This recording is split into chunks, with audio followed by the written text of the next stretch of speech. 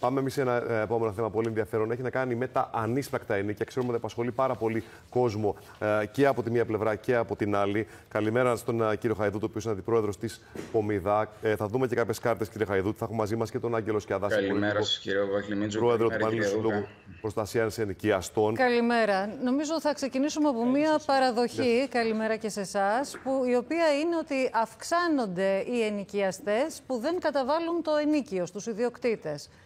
Ποια είναι η αντιμετώπιση σε αυτό το φαινόμενο? Η αντιμετώπιση σε αυτό το φαινόμενο είναι στο ότι εννοείται αυτή τη στιγμή τα ενοίκια είναι δεδομένα ότι δεν υπάρχουν, δεν έχουν εισπραχθεί, με συγχωρείτε πάρα πολύ. Δεν έχουν εισπραχθεί, Στη συνέχεια, ο εκμισθωτής, ο ιδιοκτήτης του ακινήτου, είναι υποχρεωμένος αυτά τα ενοίκια να τα αναζητήσει δια της δικαστικής οδού. Και υπάρχουν δύο κομμάτια. Η δικαστική διεκδίκηση προκειμένου να ικανοποιηθεί το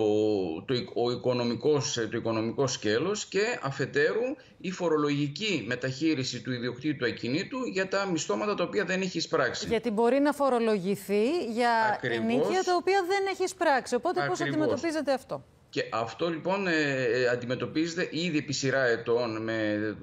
Παλαιότερα θα θυμούνται όλοι οι τηλεθεατές και εσείς, και ο κύριος Σκιαδάζη θα αντιλέξει από αυτού, ότι δηλωνόταν ως ανίσπρακτα σε μια πλατφόρμα στην φορολογική δήλωση και το κράτος ήταν αυτό το οποίο ενδεχομένως θα διεκδικούσε τα μισθώματα. Τα εκχωρούσαν οι ιδιοκτήτες στο ελληνικό δημόσιο.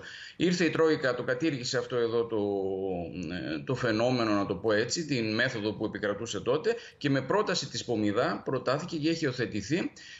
Υπάρχει δυνατότητα να δηλωθούν ως ανίσπρακτα όποια είδους μισθώματα υπάρχουν και προκειμένου όμως να υπάρχει και μια σοβαρότητα και μια ειλικρίνεια περί των όποιων οφειλωμένων μισθωμάτων, έχει προταθεί και έχει γίνει αποδεκτό να καταθέτει πριν την έναρξη της περίοδου φορολογικών δηλώσεων ή κατά την έναρξη των φορολογικών δηλώσεων ο ιδιοκτήτης δικόγραφο, μια δικαστική απόφαση, μια αγωγή από την οποία να προκύπτει το ακριβές ποσό και η χρονική διάρκεια εννοείται ενόψει φορολογικής δήλωσης. Σήμερα αυτό που ισχύει, μπορούμε να δείξουμε και λίγο μπροστά, να φέρουμε την πρώτη κάρτα. Σήμερα υπάρχει μια αλλαγή. Να δούμε σε όλη την κάρτα για να μας πείτε αμέσως. Που λέει ότι δεν συνυπολογίζονται στο φόρο τα ανίσπρακτα ενίκια μόνο σε ποιες περιπτώσεις? 4. Αν έχει δοθεί διαταγή πληρωμής, διαταγή απόδοση χρήσης, την έχουμε την πρώτη κάρτα να τη δείξουμε, διαταγή απόδοση χρήσης μιστείου, δικαστική απόφαση αποβολής ή αν έχει ασκηθεί αγωγή αποβολής. Αυτές οι 4 περιπτώσεις που βλέπουμε εδώ. Είναι έτσι, κύριε Χαϊδούτη? Έτσι ακριβώς. Έτσι ακριβώς και ο κύριος Σκιαδάς θα συμφωνήσει. Συνάδελφοι είμαστε. Είναι επαρκές αυτό το πλαίσιο? Είναι το μόνο αντικειμενικό και επαρκέστατο πλαίσιο, γιατί σκεφτείτε ότι θα ήταν πολύ απλό κάποιος να πήγαινε με μια υπεύθυνη δήλωση και να έλεγε ότι μου χρωστάει ο Παπαχλημίντζος 1.000 ευρώ. Από πού θα προκύπτει αυτό το πράγμα? Ενώ να σου πω κάτι. Ο Παπαχλημίντζος προκειμένου βάζει τον νίκη του στην τράπεζα κάθε μήνα στο λογαριασμό. Φαίνεται πανεύκολα. Αν υπάρχει μια οφειλή, αυτό θα διαπιστωθεί και θα κρυφθεί. Δεν θα καθίσουμε αυτή τη στιγμή να δούμε αν τελικά αυτό το οποίο έχετε καταθέσει είναι το μίσθωμα του Μαρτίου ή το μίσθωμα του Δεκεμβρίου, το οποίο δεν είχατε πληρώσει. Καταλάβατε? Πάμε και στο κύριο. Δεν είναι. Ναι. Κύριε Σκιαδά, έχει παίξει ρόλο στο πόσο έχουν αυξηθεί τα ενίκια, θεωρείτε? Ασφαλώς. Καταρχήν, από πού προκύπτει ότι έχουν αυξηθεί τα ανίσπρακτα ενίκια? Αυτό το λέει η Πομιδά. Δεν υπάρχει κάποια επίσημη στατιστική ή έστω από τα δικαστήρια ότι έχουν αυξηθεί τα ανίσπρακτα ενίκια και τα μη καταβλητέα ενίκια. Έτσι, δεν υπάρχει κάτι τέτοιο. Πάντα υπήρχαν κάποιο ποσοστό ενοικίων το οποίο δεν πληρωνόταν και αυτή τη στιγμή πραγματικά οι ενοικιαστές βρίσκονται σε απόγνωση. Έχουν αυξηθεί τόσο πολύ τα ενίκια. Όταν φτάνουμε στο σημείο για ένα διάρρη στην Κεσαριανή να ζητάνε 800 ευρώ, κάποια στιγμή αυτοί οι άνθρωποι που αναγκάζονται και καταβάλουν αυτά τα ενίκια, που συμφωνούν αυτά τα ενίκια, μπορεί να βρεθούν σε αδυναμία να το πληρώσουν. Οι οποίοι συμφωνούν γιατί δεν μπορούν να βρουν τις κινήσεις στο οικονομικό να πάνε. Διότι ξέρουν ότι όπου και να ψάξουν δεν πρόκειται να βρουν ακριβότερο.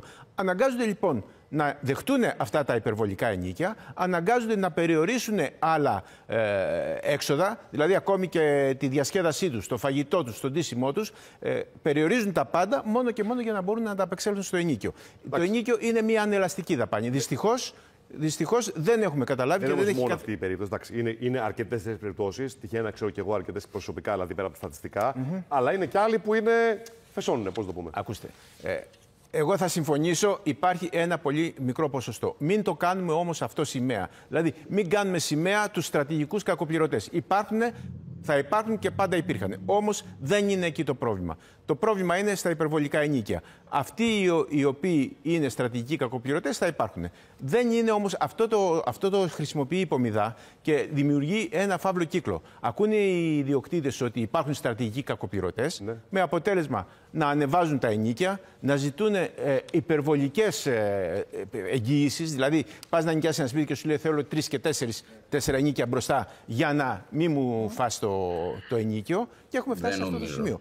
Ο κόσμος κάποια στιγμή πρέπει να καταλάβουμε ότι δεν είναι το σπίτι, είναι κοινωνικό αγαθό. Δεν είναι εμπορεύσιμο αγαθό. Αυτό πρέπει να καταλάβουμε. Είναι κατανοητό αυτό που λέτε. Κύριε Χαϊδούτη, εσείς σε τι δεν συμφωνείτε? Δεν είναι υπερβολικά ακριβά τα ενοίκια? Όπως πολύ σωστά λέει ο κύριος Κιαδάς, ότι υπάρχει μια κατηγορία στρατηγικών κακοπληρωτών και σαφέστατα δεν αναφερόμαστε μόνο σε αυτούς. Αντίστοιχα, σε αυτό το οποίο έχει γίνει σημαία από την άλλη πλευρά είναι ότι όλα τα ενοίκια έχουν ξεφύγει, όλοι οι ιδιοκτήτες κάνουν ένα ράλι ο ένας με τον άλλον ποιος θα πετύχει υψηλότερο μίστομα και αυτή τη στιγμή καθόμαστε και συζητάμε για ένα πράγμα το οποίο μάλλον θα το λέγαμε εικονική πραγματικότητα, αλλά δεν είναι εικονική πραγματικότητα. Δεν είναι όλοι οι ιδιοκτήτες σε ένα ράλι τυχοδιοκτικό ό,τι μπορέσουμε να πάρουμε παραπάνω. Όχι, λάθος. Αυτό εδώ πρέπει επιτέλους να ξεκαθαρίσει μέσα στην κοινωνία ότι μπορεί να γίνονται διορθώσεις σε κάποιες περιπτώσεις μισθωμάτων, αλλά η βασική αρχή όλων των ιδιοκτητών ακινήτων είναι ότι κοιτάζουμε πάνω το σωστό ενοικιαστή και όχι το υψηλό μίσθωμα, το καλό μίσθωμα. Αυτό είναι ένας κανόνας απαράβατος, ο οποίος δεν διαταράσσει και την κοινωνική συνοχή. Και οι ιδιοκτήτες δεν φοβούνται αυτό εδώ το πράγμα στο οποίο αναφέρει το κ. Σκιαδάς. Το συντριπτικό. Δώστε μου ένα λεπτό. Μισό λεπτό, αν θέλετε. Η συντριπτική πλειοψηφία των ιδιοκτητών έχουν αυξήσει τα ενοίκια. Αυτό το ξέρουμε, κύριε Χαϊδούβη, το βλέπουμε κάθε μέρα. Βρείτε μου εσείς κάπου μία αγγελία με ένα λογικό ενοίκιο. Όταν για 2 δωμάτια ζητάνε 700 και 800 ευρώ, ποια είναι οι ιδιοκτήτες που κρατήσανε χαμηλά τα ενοίκια? Δεν υπάρχει. Νομίζω πρέπει να κάνουμε χωρίς χρονική πίεση άλλη φορά μια τέτοια συζήτηση. Έχετε δίκιο. Ξεχωριστή κουβέντα σηκώνει αυτό. Έχετε απόλυτο δίκιο και οι δύο. Για τα ανίσπρακτα μισθώματα πάντως μπαίνουν πλέον σε εφαρμογή που ανοίγει στο pomida.gr, μπορούν όλοι να δουν. Άρα μετά θα έχουμε και ένα ποσοστό για να υπάρχουν συγκεκριμένα αρχεία. Να ευχαριστήσουμε πολύ και τον κύριο Σκιαδά και τον κύριο Χαϊδούτη.